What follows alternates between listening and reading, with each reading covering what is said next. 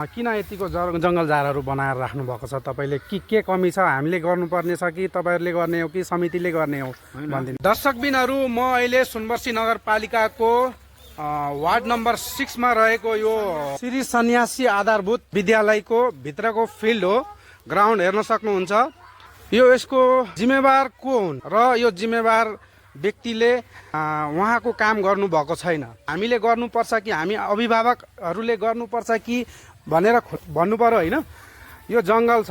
अब यहाँनिर अब सर्पले अब नानी बाबुहरूलाई टोकिदियो भने यहाँ हेर्न सक्नुहुन्छ। यो साना बालकहरूलाई के थाहा होइन? खेल्दा खेल्दा उनीहरूको केही सामान अथवा बल अथवा केही यता आएर जङ्गलमा उनीहरू त आएर कुदेर यहाँ टिप्न आउँछ।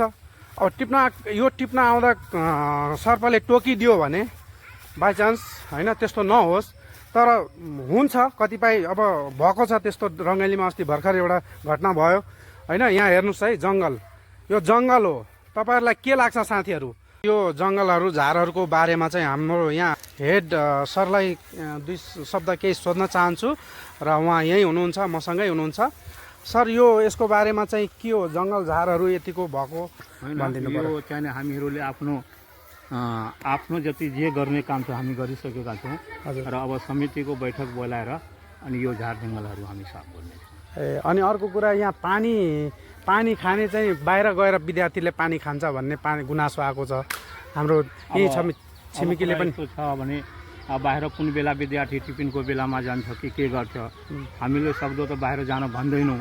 विद्यार्थीहरू बाहिर नजानु, अप्ठ्यारो जीवालीको त्यो समस्या आएर त हुन्छ त्यस्तो। अर्को कल यता पनि एउटा छ। यो कलको व्यवस्था किन यो यतिकै किन लथालिन्छ? कल चाहिने अर्को यो समितिको बैठक भएर यो सभारा कुराहरू हामी म्यानेजमेन्ट गर्ने तर्फ छौँ हामी। अब बैठक यो 2-4 दिनमा हामी बोलाउँछौँ। बोलाएर अनि त्यस पछाडि यो झार जङ्गल के गर्नुपर्छ र यो रुखहरू पनि के गर्नुपर्छ भन्ने हाम्रो समस्या छ। यसैले हामीले यो समस्यालाई निराकरण गर्न छिटै हामी निराकरण गर्नमा हामी तत्पर छौँ समितिको बैठक बोलाएर। हुन्छ। यहाँनिर भित्र जालीहरू पनि देखेँ मैले। अब खासमा हामीले यो हाम्रो अब विद्यार्थी हाम्रो छोराछोरीहरू पढ्छन्। यहाँनिर सर्पले आएर टोकिदियो भने, यस्तो जङ्गल छ, यो जङ्गलमा सर्पले टोकिदियो भने चाहिँ अब यसको जिम्मेवारी कसले लिने हो? त्यो समस्या छ। हामीले सक्दो अहिले विद्यार्थीहरूलाई रोकेर राखेका छौँ उता नजानु।